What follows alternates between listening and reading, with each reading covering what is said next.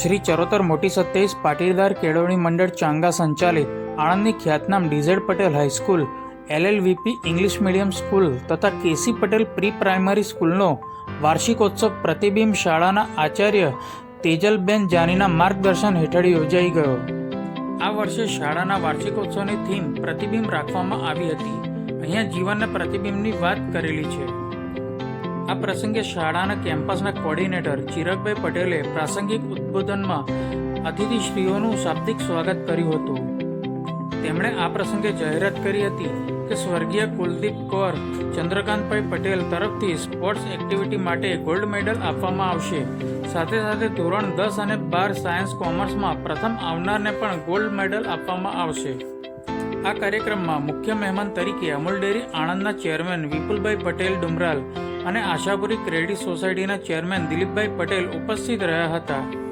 વિપુલભાઈ પટેલે તેમના વક્તવ્યમાં જણાવ્યું હતું કે ચરોતર મોટી 27 પાટીદાર કેળવણી મંડળની શૈક્ષણિક સંસ્થાઓમાં અભ્યાસ કરીને બાળકો ખૂબ જ આગળ વધ્યા છે. સમાજ છે તો બધું છે. સમાજ શિક્ષણ દ્વારા જ આગળ આવે છે અને બાળક મજબૂત બને છે. શિક્ષણથી જ બાળકમાં કંઈક કરવાની તમન્ના ઉત્પન્ન થાય છે.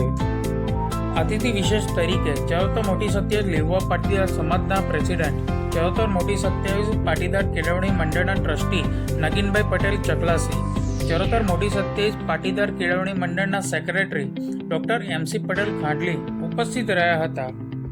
આ કાર્યક્રમમાં કિરણભાઈ પટેલ, નગીનભાઈ પટેલ, ચિરાગભાઈ પટેલ કંજરી, ધર્મેશભાઈ, વિષ્ણુભાઈ અમેરિકા, અલ્પેશભાઈ ડુમરાલ, મનીષભાઈ, સચિનભાઈ, ઠાકોરભાઈ, ધીરુકાકા, ઠાકોરભાઈ નડિયાદ, પંકજભાઈ પટેલ અને શ્રીમતી બિંદુબેન પટેલ અને બીજા અન્ય મહાનુભાવો ખાસ ઉપસ્થિત રહ્યા હતા. આ સમારોહમાં શાળાના સુપરવાઇઝર, શિક્ષકો, સેવકભાઈઓ, વાલીઓ તથા વિદ્યાર્થીઓ મોટા પ્રમાણમાં ઉપસ્થિત રહ્યા હતા. આ કાર્યક્રમનું સમગ્ર સુંદર સંચાલન શાળાના પ્રાઇમરી વિભાગના વિદ્યાર્થીઓ વિધિ તેજવાની, શ્લોક પટેલ અને પ્રેનિત શાહે કર્યું હતું અને આભાર દર્શન શાળાના આચાર્ય તેજલબેન જાનીએ કર્યું હતું.